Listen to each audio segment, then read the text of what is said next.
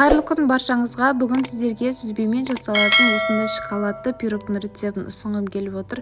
Мамықты жұмсақ, дәмі өте керемет болып шығатын рецепті. Бірінші жасағаннан сізде міндетті түрде шығады, өйткені бұл барлығына ұнайтын пирог өте жұмсақ, сондай балғын болып шығады. Сіздермен болған мен жандар, видеоның соңына дейін қараңыздар.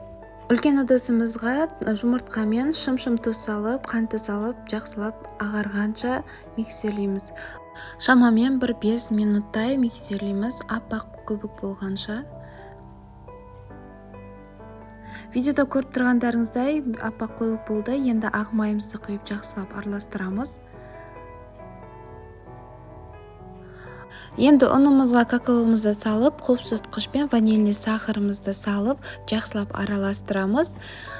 Енді ситадан жай-жай өткізіп, видеода көріп тұрғандарыңыздай жақсылап араластырамыз лопатканың көмегімен. Енді ары қарай миксермен жақсылап араластырамыз. Барлық қамырымыз бір массада болу қажет. Міне енді біздің шоколадный бисквитіміз дайын болды. Салмасын дайындаймыз. Салмасына бір жұмыртқаны салып, қантымызды салып, және ванилин, не болмаса ванильный сахар қоссаңыздар да болады. Және осылай блендермен мен басып шықтым. Видеода көріп тұрғандарыңыздай бір масса болу қажет. Міне осылай жан-жағын жинап алдым.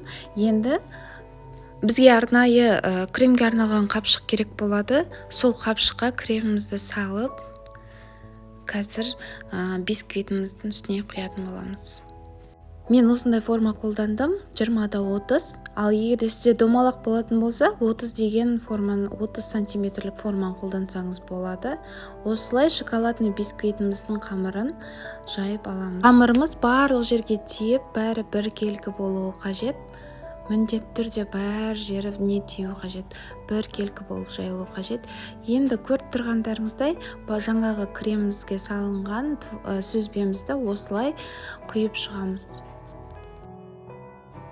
Енді көлденең құйып болғаннан соң тігінен тағы да құямыз. Сол кезде бізде 4 бұрышты форма пайда болып шығады. Міне осылай құйып шығамыз барлығын. Екі жанына да құю қажет. Сол кезде бізде пирогымыз әп-әдемі бәрі ровно болып шығады, біркелкі болып шығады. Осы уақытта пешімізді қыздырып қоямыз, 180 градуста 30-35 минутта пісіреміз. Міне біздің пирогымыз пісті, әлі ыстық болып тұр. Осы ыстық күйінде қазір аударып аламыз. Міне осылай аударып аламыз. Көріп тұрғандарыңыздай бетіндегі фольганы алып тастап, енді оң қаратып аударып аламыз. Жылы күйінде де дастарханға тарта берсеңіз болады, өте дәмді болып шығады. Қараңыздаршы бисквиті қалай таза піскен. Міндетті түрде дайындауға кеңес етемін. Өзіне бір ғашық қылатын пирогтардың бірі өте дәмді болып шығады. Енді сөзбен айтып жеткізе алмаймын. Ұнаса лайк басып, пікірлеріңізді қалдырып тіркеліп қойыңыздар. Астарыңыз дәмді болсын.